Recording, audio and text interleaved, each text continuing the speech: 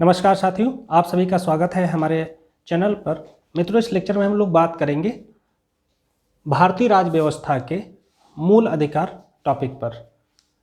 मित्रों, मूल अधिकार का जो वर्णन है भारतीय संविधान के अनुच्छेद 12 से 35 तक के बीच में किया गया है और मूल अधिकारों को भाग 3 में बताया गया है। मूल अधिकारों के अपने एक इतिहास से ये होकर गुजरा है मूल अधिकार, जिसमें हम लोग जानेंगे कि कैसे मूल अधिकारों का ओरिजिन हुआ, इनकी उत्पत्ति हुई और कैसे ये भारतीय संविधान के भाग 3 तक पहुँचे और ये भाग 3 में ही इनका वर्णन क्यों है, ये भी जानने की कोशिश करेंगे। तो सबसे पहले मूल अधिकारों की बात राज्यत्व के सिद्धांत के अंतर्गत ही 1215 में ब्रिटेन में प्रारंभ हुई थी। ब्रिटेन के राजा जॉन ने ये स्टार्ट कराया था कि एक तरीके से एक मैग्ना कार्टा पारित हुआ था। मैग्ना कार्टा, ठीक है, एक तरीके का घोषणा पत्र। उसके अंतर्गत उन्होंने कुछ बातें हैं जो जनता को अधिकार के रूप में प्रदान करी थी। उससे पहले राजत्व का सिद्धांत ही प्रभावी होता था, यानी राजा का निर्णय ही अंतिम होता था। राजा की आज्ञा की अवमानना नहीं की जा सकती थी। उसके बाद ये धीरे धीरे और डेवलप हुए और 1689 में बिल ऑफ राइट्स पारित हुआ। बिल ऑफ राइट्स पारित हुआ, ये आपको पता हो। और इसमें जो है एक बड़ी बेंच एक तरीके से बनी, जिसमें नागरिकों को समय समय पर और ज़्यादा अधिकार ब्रिटेन में दिए जाने लग गए। उसके बाद 1789 में, एक ठीक 100 साल बाद 1789 में फ्रांसीसी क्रांति के दौरान ही लगभग, है ना, 1789 में चूंकि फ्रांसीसी क्रांति भी हुई थी, तो इसी दौरान लुई 16वें को कुछ अनियमितताओं के चलते फांसी दे दी गई थी। लुई 16वें को फांसी दे दी गई, क्लियर। अब ये लुई 16वें वही हैं जिनके कालखंड में जो है फ्रेंच रिवॉल्यूशन हुई थी, है ना। और इनकी पत्नी मैरी एंटोनियो ने कहा था कि जब जनता से कहा था कि अगर आपके पास रोटी नहीं है तो आप ब्रेड खा लीजिए, है ना। और जनता ने एक तरीके से राजा में अपना विश्वास खो दिया और उन्होंने समानता, स्वतंत्रता और भ्रातृत्व के नारे को लेकर पूरे तरीके से फ्रांस में क्रांति करी। और वहीं से एक तरीके से औपचारिक रूप से मूल अधिकारों का प्रारंभ हुआ, चूँकि जब फ्रांस का संविधान बना तो उसमें मूल अधिकार थे। आगे 1791 में अमेरिका ने भी, चूँकि अमेरिका पहले आज़ाद हो चुका था, लेकिन अमेरिका ने अपने मूल संविधान में तो नहीं, लेकिन संविधान संशोधनों के द्वारा 1791 में फंडामेंटल राइट्स को, यानी मूल अधिकारों को अपने संविधान में शामिल किया और उसे बिल ऑफ राइट्स का ही नाम दिया। भारत में मूल अधिकारों की शुरुआत 1895 से प्रारंभ हो गई थी। ये मांग जाहिर थी कि जहाँ पर दुनिया में जो भी लोकतंत्र डेवलप हो रहे थे, उनमें नागरिकों को कुछ अपने निजी अधिकार थे राज्य के विरुद्ध, है ना। अब मैं थोड़ा सा ठहर कर आप लोगों को बता देता हूँ कि मूल अधिकार बेसिकली हैं क्या, और इनका ये अस्तित्व है, ये फिलॉसफिकल कहाँ से डेवलप हुआ है। तो मूल अधिकारों का जो अस्तित्व है, ये एक तरीके से राज्य के सिद्धांत में निहित है। क्योंकि राज्य का सिद्धांत कहता है, वो एक चलता है सोशल कॉन्ट्रैक्ट थ्योरी पर, सामाजिक समझौता के सिद्धांत पर। हॉब्स, लॉक, रूसो के ये सिद्धांत है उन पर। उसमें कहता है कि जो जनता है, वो जो नियम कहता है कि जनता राज्य के बनाए, सरकार के बनाए सभी विधानों को मानेगी, उनका अनुपालन करेगी, जैसे मसलन कर देना, नियमों को फॉलो करना, इत्यादि इत्यादि। बदले में सरकार नागरिकों के अधिकारों का संरक्षण करेगी। लेकिन चूंकि हम लोगों ने या हमारे समाज ने उसके ठीक पहले राजत्व के सिद्धांत को देखा, जिसमें कहीं ना कहीं राजा एक तरीके से अवसरवादी, एनार्किस्ट, है ना, इस तरीके से हो गया, जिसने अपनी शक्तियों का अधिकतम दुरुपयोग किया। तो इस अधिकतम दुरुपयोग के आलोक में ये देखा गया कि कहीं ऐसा ना हो कि राज्य को जब सब शक्तियाँ मिलें तो राज्य ही ज़्यादा ताकतवर ना हो जाए और वो दमनकारी ना हो जाए। इसलिए कुछ अधिकार जनता को दिए गए और उनका संविधान में बाकायदा लिखित रूप से वर्णन किया गया। हमारे संविधान में लिखित वर्णन है, दुनिया के जैसे ब्रिटेन के संविधान में लिखित वर्णन नहीं है, क्योंकि ब्रिटेन का संविधान ही लिखित नहीं है।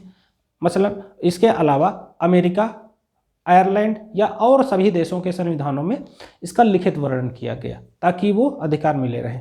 अब ये अधिकार राज्य को नियंत्रित करने के लिए थे कि यानी यदि मेरा कोई ऐसा अधिकार जिससे मेरे जीवन का अधिकार, मेरी स्वतंत्रता का अधिकार, बराबरी का अधिकार बाधित हो, शोषण का अधिकार हो, शोषण हो मेरा और वो बाधित हो, ठीक है, मैं अपनी ज़िंदगी ठीक तरीके से ना जी सकूं, और जिसमें राज्य कहीं ना कहीं मेरी मदद भी करे, लेकिन अगर राज्य ऐसा कर रहा है, ऐसा जो है अधिकारों का दुरुपयोग कर रहा है, शक्तियों का दुरुपयोग कर रहा है, तो फिर मैं न्यायालय जा सकूं। इसलिए हमारे संविधान में लिखा है कि मूल अधिकार राज्य के खिलाफ वाद योग्य हैं, है ना, कि उनके खिलाफ न्यायालय जाया जा सकता है। संविधान के अनुच्छेद 32 में ये प्रावधान है, बाबा साहब भीमराव अम्बेडकर ने मूल अधिकार और जो है अनुच्छेद 32 को ही कहा था संवैधानिक उपचारों का अधिकार। ये जो अधिकार हैं और इनको संविधान की आत्मा कहकर भी संबोधित किया, जबकि सामान्य संदर्भों में भारत की प्रस्तावना को, संविधान की प्रस्तावना को, भारत के संविधान की प्रस्तावना को संविधान की आत्मा कहकर संबोधित किया गया है। तो हम अब आगे बढ़ते हैं जो है मूल अधिकारों के इतिहास के क्रम में। हमने आप सभी को बताया था कि 1895 में जबकि हम लोग उपनिवेश थे ब्रिटेन का, उस दौरान भी भारत में मूल अधिकारों की मांग प्रारंभ हो गई थी और ये मांग धीरे धीरे और बढ़ी। जब 1917 के आसपास जब एनी बेसेंट भारत में ज़्यादा एक्टिव हुई, है ना, तो उन्होंने कॉमनवेल्थ इंडिया बिल प्रपोज किया ब्रिटिश सरकार के समक्ष, और उसमें एक तरीके से मूल अधिकारों की बात शामिल थी, लेकिन ब्रिटिश सरकार ने उसे एक्सेप्ट नहीं किया। उसके बाद 1928 में मोतीलाल नेहरू ने जब नेहरू रिपोर्ट बनाई तो उसमें भी मूल अधिकारों का वर्णन स्पष्ट रूप से था। उसके बाद कराची अधिवेशन में कांग्रेस ने जब अपना अधिवेशन किया तो उसमें भी जो है मूल अधिकारों की मांग को बनाए रखा कि हमारे लिए, भारतीयों के लिए, भारतीय मूल के लोगों के लिए मूल अधिकार भारत में होने चाहिए। ब्रिटिश सरकार से ये हक मांगना तेजी के साथ प्रारंभ हो गया, न केवल औपचारिक मंचों से बल्कि अनौपचारिक मंचों से। यही नहीं, जब Gandhi ji second round table conference, द्वितीय गोलमेज सम्मेलन में शामिल होने ब्रिटेन गए थे तो वहाँ भी उन्होंने मूल अधिकारों की मांग रखी थी, लेकिन अभी तक भारत को ये सफलता हासिल नहीं हो सकी थी। इसके बाद 1935 के जो है भारत शासन अधिनियम में, भारत स्वतंत्रता अधिनियम 1935 में भी मूल अधिकारों का ब्रिटिश गवर्नमेंट ने कहीं भी जिक्र नहीं किया था। अब इससे ये जाहिर है कि ब्रिटिश सरकार हमें मूल अधिकार देना नहीं चाहती थी। लेकिन अंग्रेजों के भारत में शासन के अंतिम सालों में 1945 के आसपास सर तेज बहादुर सप्रू ने मूल अधिकारों की वकालत तेजी के साथ प्रारंभ की, और जब हमारा देश आज़ाद हुआ तो हमारे संविधान सभा में जो अनेक मुद्दों पर बहस हो रही थी, अनेक कमेटीज़ बनाई जा रही थी, उसमें मूल अधिकारों को लेकर भी कमेटी बनाई गई।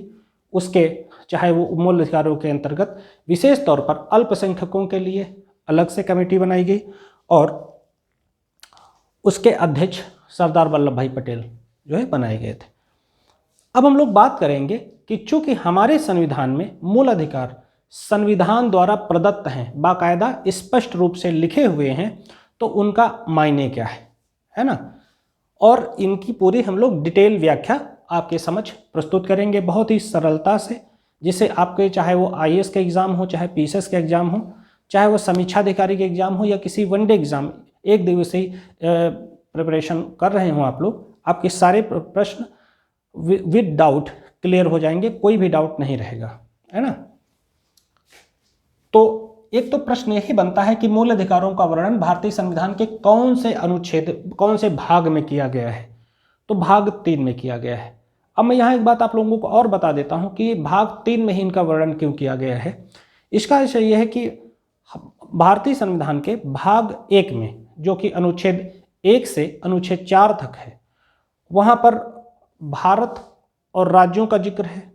अनुच्छेद 5 से लेकर 11 तक नागरिकता का वर्णन है, यानी कि कैसे नागरिकता ग्रहण की जा सकती है, किस डेट के लोग भारत के नागरिक हो सकते हैं, जिस पर मैं और दूसरे वीडियो लाऊंगा। ठीक है। और फिर उसके बाद भाग 12 से भाग 35 तक जो है मूल अधिकारों का वर्णन है। तो सबसे पहले कम से कम देश की बात, फिर उसमें रहने वाले नागरिक होंगे और फिर उनकी जो है उनके अधिकारों की बात होगी। ये एक सही क्रम है। आगे बढ़ते हैं। तो ये प्रश्न डायरेक्ट पूछा जाता है कि कौन से भाग में मूल अधिकारों का वर्णन है। आप सीधा जवाब देंगे भाग 3। पिछले सालों में प्रश्न पूछा गया है। और यह भी प्रश्न पूछा गया है कि कौन से अनुच्छेद से लेकर किस अनुच्छेद तक मूल अधिकारों का वर्णन किया गया है। तो उसका जवाब है अनुच्छेद 12 से 35 तक।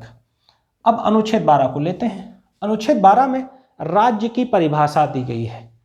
क्या दी गई है? राज्य की परिभाषा। मित्रों, आप लोगों को मैं बता देता हूं कि राज्य की परिभाषा सिर्फ अनुच्छेद 12 में नहीं दी गई है, बल्कि इसके अलावा 2 जगह और दी गई है।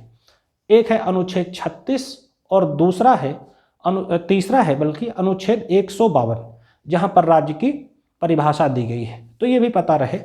और ये तीनों परिभाषाएं समान हैं। अब जब ये राज्य की परिभाषा में कह रहा हूं तो इसके अंतर्गत है क्या क्या चीजें शामिल हो।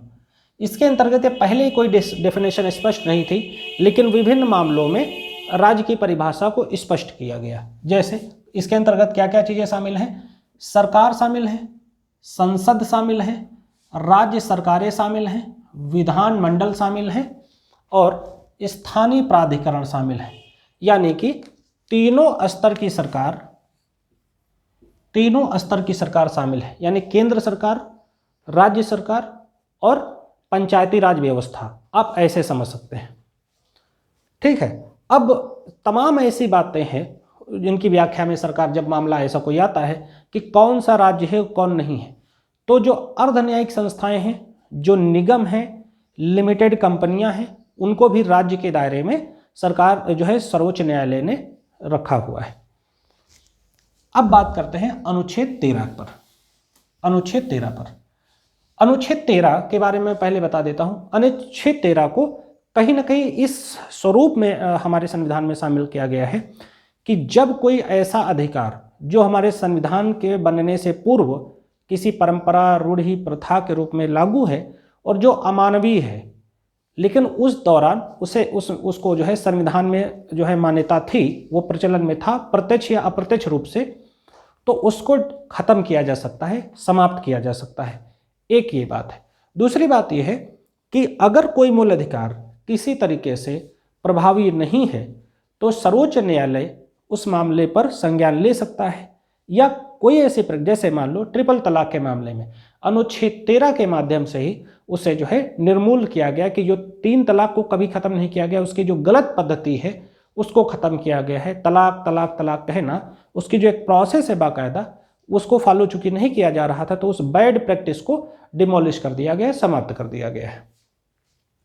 इसलिए कहा जाता है कि जो मूल अधिकार हैं वो जो है एक तरीके से सुरक्षा कवच है अनुच्छेद 13 में, है ना। इसमें ऐसे कानून जो भाग 3 से मेल नहीं खाते उनको हटा दिया गया है, जैसा कि मैंने आप लोगों को बताया। अब इसमें यह भी कहा गया कि राज्य ऐसी कोई विधि नहीं बनाएगा, मतलब राज्य को भी हक नहीं है और मतलब समाज के लोगों को भी हक नहीं है, व्यक्तियों को भी हक नहीं है, ना किसी प्राइवेट इंस्टीट्यूशन को ऐसा हक है। राज्य ऐसी कोई विधि नहीं बनाएगा जो मूल अधिकारों को कम करती हो या शून्य करती हो। कोई भी ऐसा कानून आप राज्य को नहीं बनाने का हक है जिससे मूल अधिकार खंडित होते हों, समाप्त होते हों या न्यूट्रलाइज किया जा रहा हो, उनको निर्मूलित किया जा रहा हो। तो ये बहुत ही इंपॉर्टेंट आर्टिकल है। आमतौर पर लोग इसे नहीं लेते, सिर्फ अनुच्छेद 14 से पढ़ाना शुरू करते हैं। अब बात करते हैं हम लोग मूल अधिकारों के मुख्य भाग पर। तो पहले जब हमारा संविधान निर्माण हुआ था तो उस दौरान हमारे यहाँ पर 7 मूल अधिकार थे, 7 प्रकार के मूल अधिकार थे, जिसमें एक 7वां जो प्रकार था उसे कहते थे संपत्ति का अधिकार। संपत्ति का अधिकार भी मूल अधिकार था। लेकिन जब हमारे देश में जो है जमींदारी उन्मूलन और तमाम ऐसे कानून पास किए गए जिसमें ये जो एक सामाजिक असमानता थी उसे दूर किया जाने की कोशिश की गई, तो जो है संपत्ति के अधिकार को मूल अधिकारों की श्रेणी से हटाकर इसे 44वें संविधान संशोधन द्वारा 1978 में भाग 12 में अनुच्छेद 300 का 300A सेक्शन ए में शामिल किया गया। यह प्रश्न बहुत ही पॉपुलर प्रश्न है, पूछा जाता है। तो उसके बाद से फिर हमारे यहाँ पर 6 मूल अधिकार हैं। अब उनकी बात जानते हैं, वो 6 मूल अधिकार क्या है। इस पर एक एक चीज पर प्रश्न पूछा गया है। आप लोग बैक ईयर्स देखिए, आपको क्लियर होगा। पहला है समानता का अधिकार, जो कि अनुच्छेद 14 से 18 के बीच में है। अनुच्छेद 14 से अनुच्छेद 18 के बीच में है समानता का अधिकार, और इसकी व्याख्या भी है बताएंगे। लेकिन पूछ लेता है समानता का अधिकार कौन से आर्टिकल के मध्य है, 14 से 18 के मध्य। दूसरा है स्वतंत्रता का अधिकार, अनुच्छेद 19 से अनुच्छेद 22 के मध्य, अनुच्छेद 19 से अनुच्छेद 22 के मध्य। तीसरा है शोषण के विरुद्ध अधिकार, शोषण के विरुद्ध अधिकार, अनुच्छेद 23 और अनुच्छेद 24 में इसका वर्णन किया गया है। ये भाग 3 है। चौथा है धार्मिक स्वतंत्रता का अधिकार, धार्मिक स्वतंत्रता का अधिकार, इसका वर्णन किया गया है अनुच्छेद 25 से अनुच्छेद 28 के मध्य। फिर अगला है संस्कृति एवं शिक्षा संबंधी अधिकार, संस्कृति एवं शिक्षा संबंधी अधिकार, इसका वर्णन मित्रों अनुच्छेद 29 और 30 में किया गया है। फिर अगला है संवैधानिक उपचारों का अधिकार, यानी छठा अधिकार या अंतिम अधिकार कह सकते हैं, इसे अनुच्छेद 32 में रखा गया है। इसी को डॉक्टर भीमराव अंबेडकर ने संविधान की आत्मा कहकर संबोधित किया था, और सही ही संबोधित किया था, क्योंकि यही वो अधिकार है जो कहीं ना कहीं इसमें 5 रीटों की बात है, जिसके माध्यम से हम सभी लोग जो भारत के नागरिक हैं वो अपनी बात या अपने अधिकार सुप्रीम कोर्ट से जो है उसके माध्यम से या हाई कोर्ट के माध्यम से प्राप्त कर सकते हैं। स्टार्ट करते हैं एक एक करके, बहुत ही आराम से सरलता से आप लोगों को स्पष्ट किया जा रहा है। पहला है समानता का अधिकार। जैसा कि मैंने बताया था अनुच्छेद 14 में कहा गया है, 2 शब्द प्रयोग हैं अनुच्छेद 14 में। एक है विधि के समक्ष समता और विधि के समक्ष समान संरक्षण।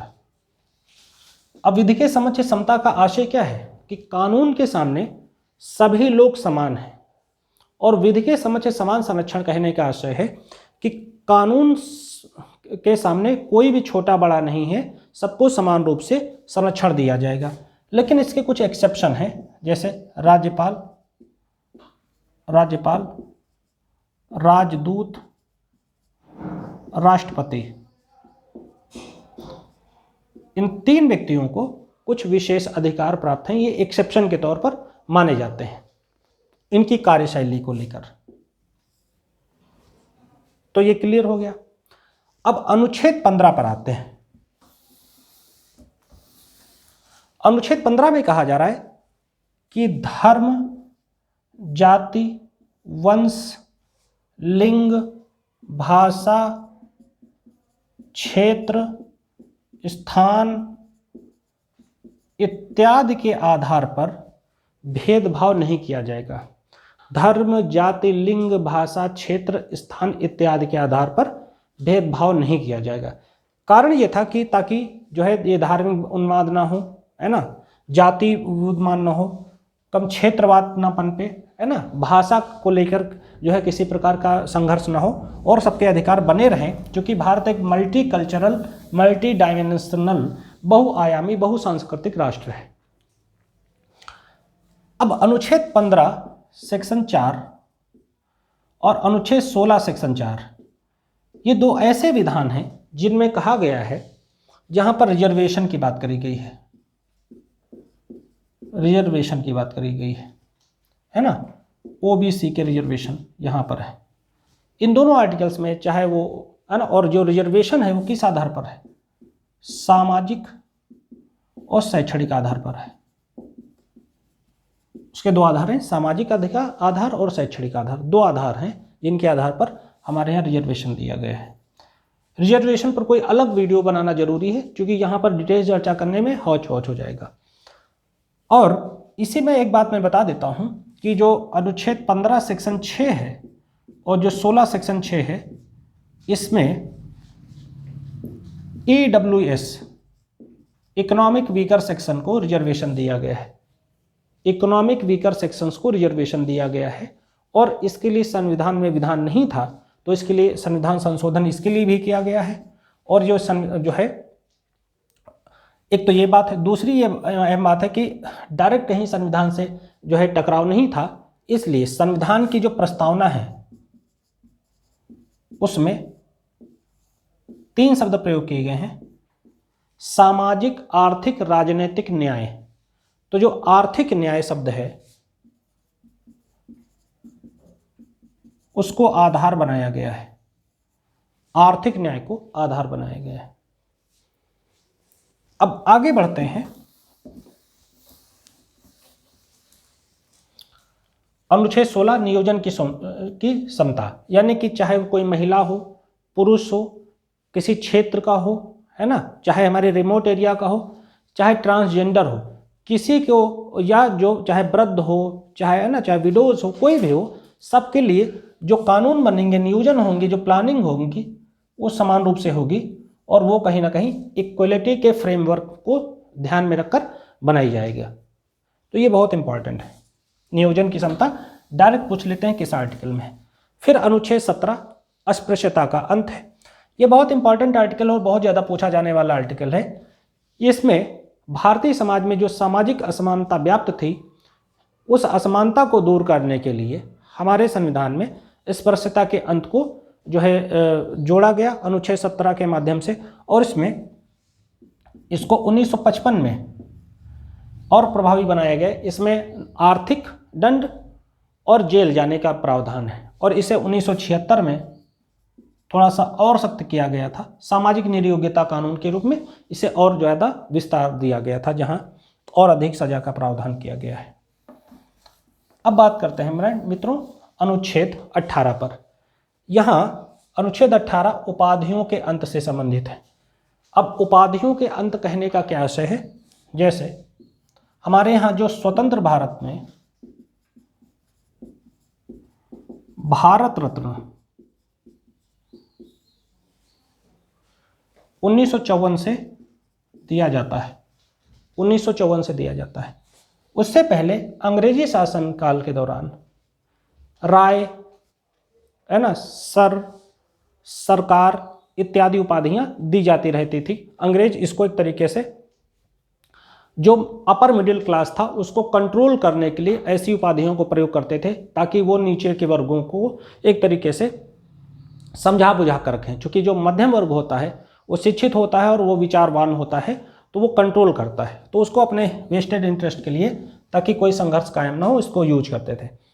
भारतीय संविधान में जब उपाधियों के अंत को प्रयोग किया गया, तो इसके जो अलंकरण है, भारत रत्न, पद्म विभूषण, है ना, ये सब जो है अलंकरण है, इनका मिसयूज ना करने की बात करी गई है, बल्कि उनका जो अलंकरण है, जो व्यक्ति धारण करेगा, तो उसके अनुसार, जैसे कहा जाता है पद के अनुसार जिम्मेदारी बढ़ जाती है, तो उनको जिम्मेदारी से अलंकृत करने, निभाने की भी बात करी गई है।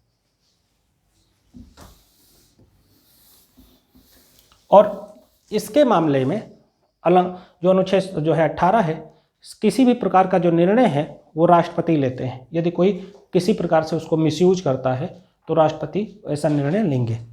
अब अनुच्छेद 19 जो बहुत ही पॉपुलर आर्टिकल है, वो चाहे दैनिक जीवन में हो, चाहे सरकार के खिलाफ हो, या अपने अधिकारों की बात हो, सरकार के या राज्य के निर्णयों के खिलाफ हो, ये बहुत ही प्रभावी आर्टिकल है और इसकी चर्चा दैनंदिन जीवन में बहुत ज़्यादा, प्रेस मीडिया में बहुत ज़्यादा होती रहती है ना। अनुच्छेद 19 में वर्णन है, सबसे पहले तो इसको एकदम रट लेना है। आर्टिकल 19 में वाक एवं अभिव्यक्ति की स्वतंत्रता है ना, right to speech and expression. अब वो बहुत प्रकार की हो सकती है, क्योंकि फंडामेंटल राइट्स में बहुत चीज़ों को जो है एक तरीके से उनको क्लासिफाइड नहीं किया गया कि यही चीज़ें, कि अमुक चीज़ें ही होंगी। तो जैसे प्रेस की स्वतंत्रता, सभा और सम्मेलन करने की स्वतंत्रता, है ना, संचरण करने की स्वतंत्रता यानी आने जाने की स्वतंत्रता, निवास करने की स्वतंत्रता, उपजीविका यानी कि जिंदगी चलती पैसे से, पैसा कमाने की, है ना, उपार्जित करने की स्वतंत्रता, संघ बनाने की स्वतंत्रता, है ना, पार्टी वगैरह बनाने की स्वतंत्रता, जानने का अधिकार, विज्ञापन का अधिकार, राष्ट्रीय ध्वज फहराने का अधिकार, हड़ताल करने का अधिकार, चुप रहने का अधिकार, इत्यादि अधिकार मूल अधिकारों में हैं और ये सभी अधिकार वाक और अभिव्यक्ति की स्वतंत्रता के अंतर्गत आते हैं। क्लियर? अब अनुच्छेद 20 पर आते हैं। अनुच्छेद 20 पर, अनुच्छेद 20 में कहा गया अपराधों के लिए दोष सिद्धि के संबंध में संरक्षण। अपराधों के लिए दोष सिद्धि के संबंध में संरक्षण। अब इसमें कहा गया मित्रों कि यदि कोई भी व्यक्ति अपराधी है या उसके खिलाफ दोष सिद्ध हुआ है या नहीं हुआ है, ऐसी स्थिति में उसे दोहरे दंड से रक्षा का विधान किया गया है। यानी कि एक ही प्रकार के अपराध के लिए एक से अधिक बार उसे दंड नहीं दिया जाएगा। यानी कि जैसे एक बार उम्र कैद की सजा दे दी गई है तो 2 बार इसे नहीं दिया जा सकता। मान लो उसने 2 हत्याएं की हैं, अलग अलग 2 लोगों की हत्याएं की हैं, तो ये नहीं होगा कि उसे 2 बार उम्र कैद दें। ऐसा जो है हमारे यहां पर विधान नहीं है। फिर दूसरा है आत्म अभिशंसन से रक्षा। आत्म अभिशंसन से रक्षा का मतलब है कि आप स्वयं के खिलाफ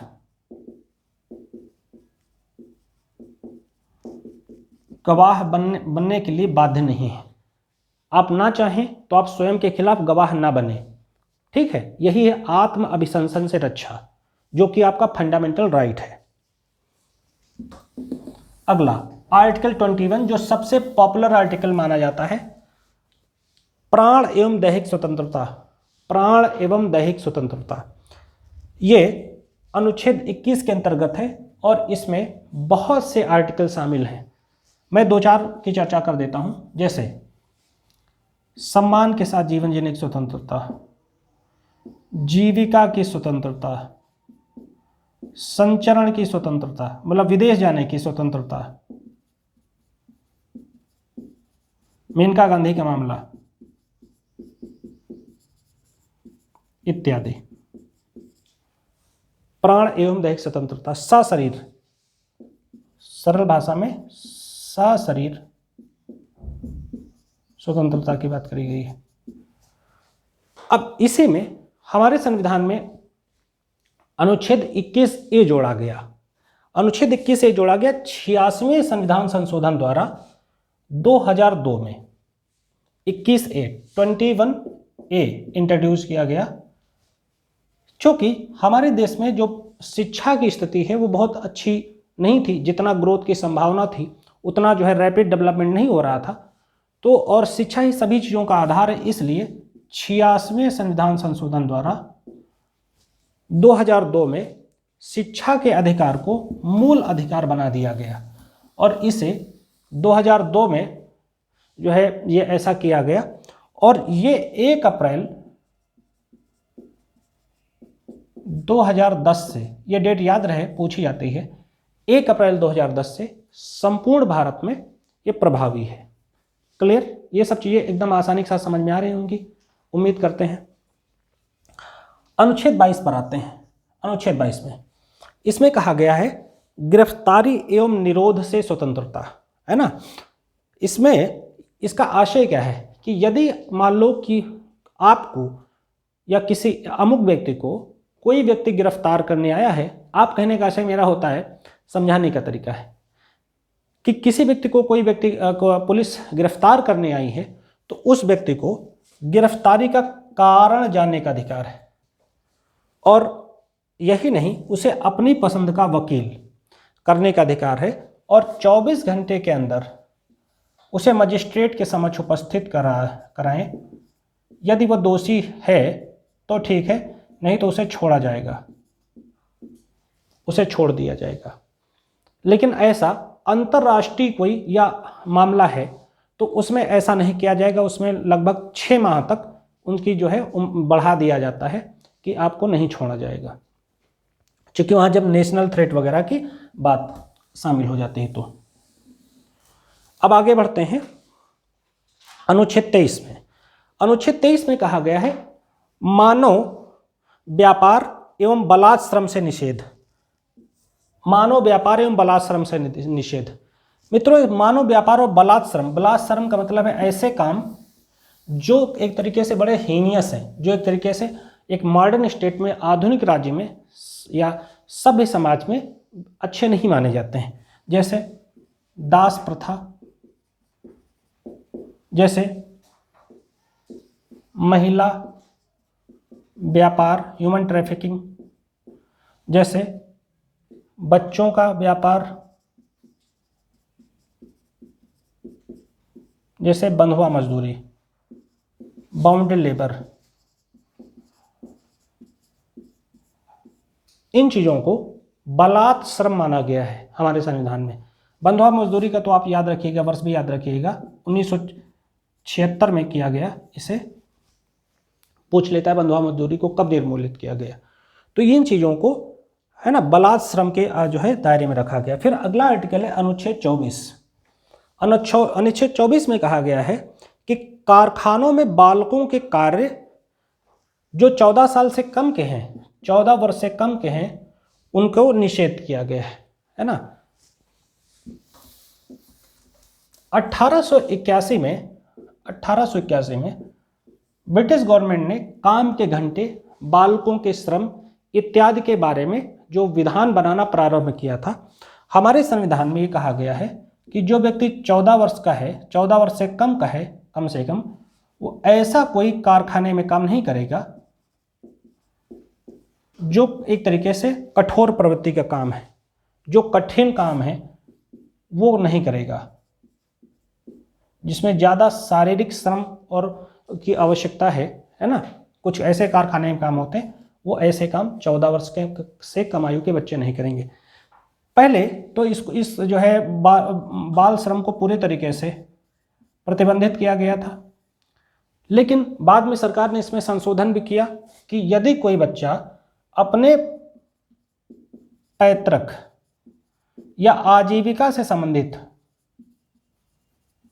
जो है व्यवसाय में जिसमें उसका परिवार लगा है, वो अपने शिक्षा प्राप्त करने के घंटों के बाद वो उसमें सहयोग कर सकता है, लेकिन वो काम की जो शैली है, जो काम है वो इतना कम से कम अमानवीय नहीं होना चाहिए। आगे बढ़ते हैं, बात करते हैं अनुच्छेद 25 पर। अनुच्छेद 24 में 2-4 चीजें मैं आप लोगों को और बता देता हूं, जैसे शिशु अधिनियम जोड़ा गया, बागान अधिनियम जोड़ा गया 1951 में, और बाल श्रम 1986 में। बाल श्रम 1986 में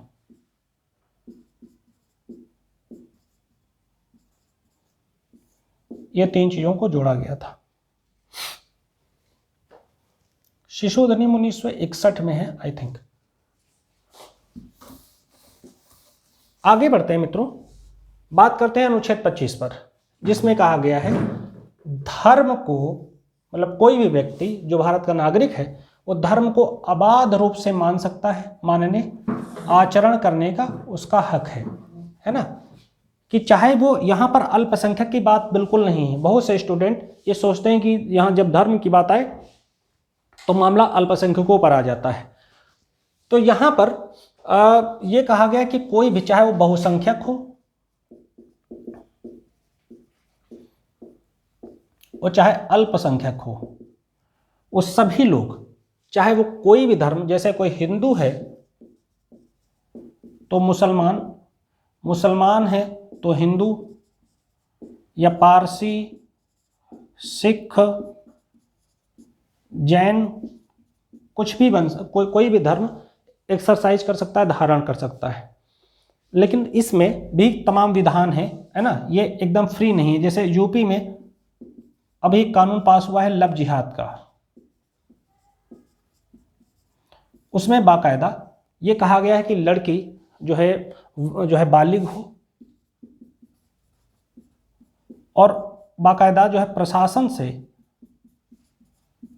स्वीकृति प्राप्त होनी चाहिए कि कहीं जबरन धर्मांतरण तो नहीं किया जा रहा है। इसको उसमें ध्यान में रखने की कोशिश की गई है कानून में।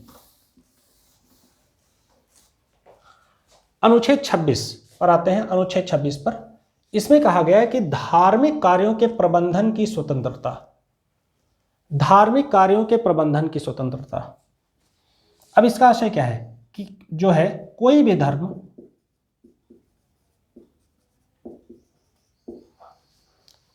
धर्म अपने जो है आचरण कर सकता है। जो सरकार है, गवर्नमेंट है या राज्य है, आप लोगों को बता दूं कि हमारे संविधान में राज्य को धर्मनिरपेक्ष या पंथ निरपेक्ष रखा गया है।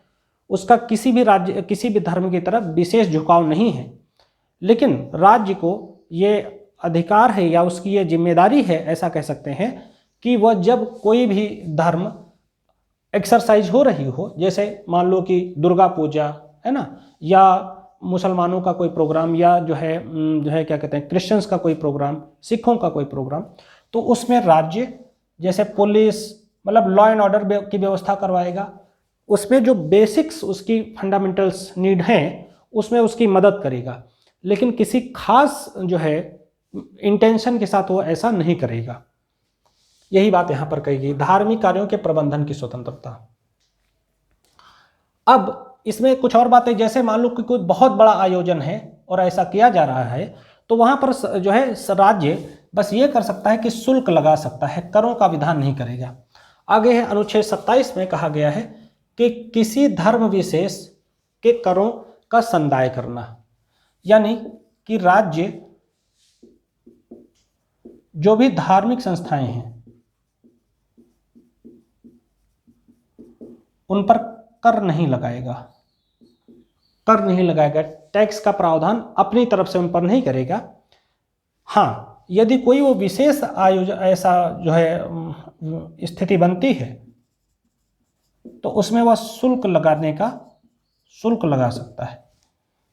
ठीक है, अनुच्छेद 28 पर आते हैं। अनुच्छेद 28 में कहा गया शिक्षा संस्थाओं में धार्मिक शिक्षा और उपासना में शामिल होने की से स्वतंत्रता या उपस्थित होने से स्वतंत्रता। इसका आशय क्या है कि जैसे मान लो कि हमारे यहाँ पर नॉर्थ इंडिया में लोग प्रार्थना करते हैं क्लास में हाथ जोड़कर, और कोई मुसलमान है तो प्रार्थना को एक्सरसाइज वो हाथ फैलाकर करते हैं। तो मान लो वो नहीं करना चाहता है तो वो नहीं करे। और स्कूल प्रबंधन माँ बाप की मर्जी से ही किसी प्रकार का निर्णय लेगा, चूंकि ये देखना पड़ेगा कि बच्चा किस आयु वर्ग का है, वो क्या इतना संवेदनशील है या नहीं है ना। तो धार्मिक शिक्षा एवं उपासना में उपस्थित होने की स्वतंत्रता, इसी से जुड़ी तमाम और बातें भी सामने आई थी। जैसे जब योग शुरू हुआ तो उसमें ओम बोला जाता है, तो उसमें तमाम लोगों ने ओम इस सब तरीके की बातों को शामिल किया। उस दौरान ये सब डिबेट चली थी। अनुच्छेद 29 बहुत इंटरेस्टिंग है, अल्पसंख्यक वर्गों के हितों से संरक्षण। मित्रों, आपको हम बता दें, अनुच्छेद 29 और 30 विशेष तौर पर अल्पसंख्यक वर्गों से संबंधित अनुच्छेद है। अनुच्छेद 29 क्या कहता है? अल्पसंख्यक वर्गों के हितों का संरक्षण। अब हमारे यहाँ अल्पसंख्यक की परिभाषा क्या है? जिनकी संख्या 50% से कम हो वह अल्पसंख्यक है, यानी बहुत ही ब्रॉड लाइन है। इस समय तो 9 राज्यों में 9 स्टेट्स में हिंदूज भी माइनॉरिटी में है, लेकिन सामान्य यह डेफिनेशन है कि जिसकी जनसंख्या 50% से कम हो वो माइनॉरिटी है। तो हमारे हिंदुओं को छोड़कर लगभग सभी लोग माइनॉरिटी हैं। ठीक है, ये बात कही जा रही है। अब अनुच्छेद 29 में ये जो अल्पसंख्यक होना किस आधार पर शामिल किया गया है? इसके 2 आधार हैं, एक है धर्म और दूसरा है भाषा। ये 2 आधार हैं। इसी के अंतर्गत संस्कृति, लिपि है ना, यानी भाषा, ये सब चीजें भी शामिल हो जाती हैं। मित्रों, जो संस्कृति का मामला, संस्कृति मैंने जान के लिखा है, इसी आर्टिकल के तहत बहुसंख्यक वर्ग भी अपनी संस्कृति को संरक्षित कर सकते हैं, प्रोटेक्ट कर सकते हैं। ये बात यहां पर करी गई है। तो अल्पसंख्यक वर्गों के हितों का संरक्षण है धार्मिक और भाषाई आधार पर, 2 आधारों पर। लेकिन ये बहुत ही इंटरेस्टिंग आर्टिकल है और बहुत ही ज़्यादा कभी कभी डिस्प्यूटेड भी माना जाता है। क्योंकि जैसे मान लो कि एक हिंदू जो हिंदी भाषी क्षेत्र में रहता है, हिंदी भाषी क्षेत्र में रहता है, और वो तमिलनाडु जाता है जहाँ उसे जॉब मिल गई है, तो फिर वो तो वहाँ हिंदी नहीं बोलता, तो फिर वहाँ वो अल्पसंख्यक कहलाएगा। इस तरीके के तमाम तरीके के जो डिस्प्यूट हैं वो अक्सर बने रहते हैं, उपस्थित होते रहते हैं। नई शिक्षा नीति में भी तमाम बातें इस तरीके की सामने आई थी, तो उन पर जो है इसका निर्णय निवारण सुप्रीम कोर्ट समय समय पर करता रहता है। आर्टिकल 30 पर आते हैं। आर्टिकल 30 में कहा गया है शिक्षा संस्था या शिक्षण संस्था की स्थापना करना और उनके प्रशासन करने का अधिकार। ये बहुत ही इंटरेस्टिंग आर्टिकल है। यहाँ पर जो अधिकार हैं, राइट्स हैं, ये सारे जो राइट्स दिए गए हैं इनमें दो बातें कही गई हैं कि 50% जो रिजर्वेशन है वो ओनली माइनॉरिटीज़ को है और बाकी 50% में बहुत और सभी जो है लोग शामिल हो सकते हैं। एक तो ये बात है। दूसरा, इनका जो एडमिनिस्ट्रेशन है ये अल्पसंख्यक वर्ग के हाथ नहीं होगा। यानी जैसे कोई यूनिवर्सिटी है तो उसका वाइस चांसलर है ना, ये एक जो है अल्पसंख्यक ही होगा, क्योंकि ये लोग अपने अनुसार अपने धर्म के संरक्षण की बात के अधिकार को जो है पाना चाहते हैं।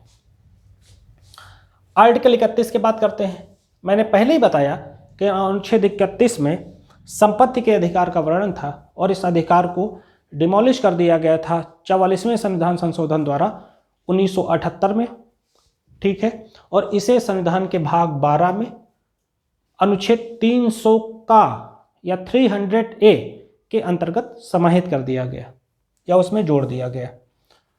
अब बात करेंगे मित्रों अनुच्छेद 32 के बारे में। अनुच्छेद 32 में बेसिकली इसे संवैधानिक उपचारों का अधिकार कहा गया है और इसे अंबेडकर ने संविधान की आत्मा कहा। संविधान की आत्मा अंबेडकर ने इसे कहकर संबोधित किया। प्रश्न जब पूछा जाए कि अंबेडकर ने इसे किस अनुच्छेद को संविधान की आत्मा कहा, अनुच्छेद 32 संवैधानिक उपचारों के अधिकार को। और जब सामान्यतः प्रश्न आए कि किस अनुच्छेद को संविधान की आत्मा कहा जाता है या किस संविधान के किस अंग को, तो आप जवाब देंगे भारतीय संविधान की प्रस्तावना को। या निम्नलिखित में से किसे संविधान की आत्मा कहा जाता है, तो उसमें एक ऑप्शन मिलेगा भारतीय संविधान की प्रस्तावना या संविधान की प्रस्तावना। अब अनुच्छेद 32 में 5 रीटों का वर्णन किया गया है। इन 5 रीटों को हम लोग बहुत ही आसानी के साथ बहुत ही आराम से देखेंगे। और ये जो रिट्स हैं इनका राज्यों के संदर्भ में यानी राज्य सरकार के संदर्भ में अनुच्छेद 226 में, अनुच्छेद 226 में वर्णन किया गया है। ये बात आप लोग रट लीजिए, ये भी पूछी जाती है। अब पहला लेते हैं हैबियस कार्पस, बंदी प्रत्यक्षीकरण। यानी जैसे किसी व्यक्ति को किसी मामले में दोषी ठहराए जाने की संभावना है, उसे मान लो गिरफ्तार किया जाता है 24 घंटे, तो उसे 24 घंटे के अंदर सशरीर मजिस्ट्रेट के समक्ष उपस्थित करना होता है और वो मजिस्ट्रेट तय करेगा कि अपराध है या नहीं है। तो अगर वो नहीं उपस्थित किया जाता है तो आपके परिजनों को, फ्रेंड्स को, है ना, ये अधिकार है कि वो जो है वो सीधा सुप्रीम कोर्ट जा सकते हैं या हाई कोर्ट जा सकते हैं और अपने निर्णय को, अपने जो है अनुच्छेद 32 के तहत, और उसमें उस व्यक्ति को जो है न्याय मिल सकता है। एक तो ये बहुत इंटरेस्टिंग है। दूसरा, परमादेश। परमादेश का मतलब होता है कि हम आदेश देते हैं। इसमें कहा गया है, बहुत ही इंपॉर्टेंट है, रिट्स अच्छे लोगों को कंफ्यूज करती हैं, इसलिए बहुत ध्यान से देखिएगा। इसमें परमादेश में कहा गया है कि न्यायालय, चाहे कोई व्यक्ति हो, चाहे कोई ऑफिसर हो, है ना, चाहे लोक पद पर हो, चाहे कोई अधीनस्थ न्यायालय हो, यानी कि चाहे हाई कोर्ट हो, डिस्ट्रिक्ट कोर्ट हो, सेशन जज हो, सेशन कोर्ट हो, कोई भी हो, और चाहे कोई सरकार हो या निगम हो यानी लिमिटेड कंपनी हो, उन सभी को किसी कार्य को करने यानी आपके दायरे में आता है कि नहीं आता है या ना करने का आदेश देता है। और इस सभी का आदेश का एक ही लक्ष्य होता है, सार्वजनिक उद्देश्यों की पूर्ति करना। यानी जैसे मान लो आपने परमादेश के तहत रिट दायर करी सुप्रीम कोर्ट में, तो सुप्रीम कोर्ट या रिट चाहे कोई व्यक्ति हो, चाहे जैसे मैं हूं, तो मैं किसी के खिलाफ, कोई अमुक व्यक्ति है XYZ है, इनके खिलाफ भी दायर कर सकता हूं। अधीनस्थ न्यायालय में जो भी है, जिसमें भी मेरा केस चल रहा है, मतलब सुप्रीम कोर्ट से नीचे के सारे जो भी कोर्ट्स हैं उनमें उनके खिलाफ दायर हो सकती है। और यह भी किया जा सकता है कि वो गवर्नमेंट के खिलाफ हो सकता है। यही नहीं, गवर्नमेंट के खिलाफ ही नहीं बल्कि लिमिटेड कंपनियों के खिलाफ भी ये दायर किया जा सकता है। और इसका एक ही उद्देश्य है, सार्वजनिक कर्तव्य की पूर्ति करना, कि आप अपने जो कर्तव्य क्यों नहीं निर्वहन कर रहे हैं। जब आप सरकारी कर्मचारी हैं, तो आप अपने कर्तव्यों का निर्वहन कीजिए। अगला है प्रतिषेध। इसमें कहा गया कि जो सुप्रीम कोर्ट है वो हाई कोर्ट, डिस्ट्रिक्ट कोर्ट यानी जिला न्यायालय, या कोई अर्ध न्यायिक अधिकरण, अर्ध न्यायिक अधिकरण जैसे NCLT, NCLAT है ना, सेबी, UPSC है ना, ये जो सभी संस्थाएं हैं ये इनको अर्ध न्यायिक संस्थाएं कहा जाता है। इनके खिलाफ सुप्रीम कोर्ट क्या करेगा, हाई कोर्ट, डिस्ट्रिक्ट कोर्ट, अर्ध न्यायिक संस्थाओं के खिलाफ ये प्रतिषेध रिट जारी करेगा। अब इसका मतलब क्या है? प्रतिषेध का मतलब होता है एक तरीके से रोक देना। इसका मतलब होगा कि ऐसे अधिकारों से रोकना जो उनके पास नहीं है। यानी जैसे मान लो UPSC में किसी का सिलेक्शन हुआ है और उस व्यक्ति को अपॉइंटमेंट नहीं दे रहा है, अपॉइंटमेंट नहीं मिल रहा है, तो आप कोर्ट जाएंगे अनुच्छेद 32 के माध्यम से और आपको अपने अधिकार मिलेंगे, ठीक है। या NCLT या NCLAT या सेबी, इन सभी के निर्णयों के खिलाफ, या जो NGT नेशनल ग्रीन ट्राइब्यूनल, इन सभी के निर्णय के खिलाफ आप सुप्रीम कोर्ट जा सकते हैं। इनके निर्णय अंतिम बिल्कुल नहीं होते हैं। और यहाँ एक नोट बहुत इंटरेस्टिंग है, इस रिट का उद्देश्य सिर्फ न्यायिक और अर्ध न्यायिक कर्तव्यों के खिलाफ है। प्रतिषेध का जो उद्देश्य सिर्फ न्यायिक प्रकृति का है, मतलब सिर्फ न्यायिक संस्थाओं पर यह लागू होता है। अगला है उत्प्रेषण, इसे कभी कभी संप्रेषण भी कह देते हैं। तो ये लागू होता है अधीनस्थ न्यायालय के मामले को उच्च न्यायालय में भेज दिया जाता है। जब कभी कभी अधीनस्थ न्यायालय किसी मामले में ठीक तरीके से किसी मामले में अपने कर्तव्यों का निर्वहन नहीं कर रहा होता है, तो उस मामले को उच्च न्यायालय से या सुप्रीम कोर्ट में उसे भेजा जा सकता है। और जो भी निर्णय उसने दिया है पहले से मान लो कोई निर्णय दे दिया है, तो उस निर्णय को उच्चतम न्यायालय, उच्च जो न्यायालय है चाहे सुप्रीम कोर्ट हो, वो निर्णय को रद्द कर देगा, रद्द कर सकता है। अगर उसे सही पाता है कि हाँ ये रिट सही डाली गई है, तो उस निर्णय को वो रद्द कर सकता है। और अंतिम और पांचवा है अधिकार प्रच्छा। इसमें कहा गया है कि जैसे कोई व्यक्ति है, वो किसी पब्लिक पोस्ट पर है, सार्वजनिक पद पर बैठा हुआ है, और कोई ऐसा काम उसने किया है जो अवैध है, तो या गलती से उसने किसी पद को धारण कर लिया है, तो ऐसी स्थिति में कोई भी व्यक्ति, मैं कह रहा हूं कोई भी व्यक्ति, जैसे मैं हूं तो जाहिर मैं ही नहीं, कोई भी व्यक्ति, देश का कोई भी नागरिक उस पद को चैलेंज कर सकता है कि आपने विदाउट रूल एंड रेगुलेशन इस पद को गलती से बिना जानकारी ठीक तरीके से दिए या जानकारी छुपाकर पद ग्रहण किया है। तो इसका संज्ञान सुप्रीम कोर्ट या हाई कोर्ट्स लेंगे और उस व्यक्ति को हटा दिया जाएगा। अब अनुच्छेद जो है 33 पर आते हैं मित्रों। अनुच्छेद 33, अनुच्छेद 32 में हम लोगों ने 5 रीटें कंप्लीट कर ली, बहुत ही सरलता से आप लोगों को बताया है। अब आर्टिकल 33, 34, 35 पर आते हैं। इसमें कहा गया है कि भाग 3 में जो प्रदत्त अधिकार हैं उनका बलों द्वारा लागू होने में उपांतरण की संसद की शक्ति, यानी कि कोई भी कानून है, कोई भी क्षेत्र है, यदि वहां एक तरीके से केंद्र का बल के जो बल हैं प्रभावी हैं, जैसे सीआरपीएफ, बीएसएफ, अफस्पा इत्यादि प्रभावी हैं, तो उनका जो है संसद द्वारा वो जो है संसद उनके उपांतरण की शक्ति रखेगा। आर्टिकल 34 में आते हैं, जब किसी क्षेत्र में सेना विधि लागू हो, जैसे अफस्पा लागू हो, आर्म फोर्स स्पेशल जो है एक्शन एक्ट जो है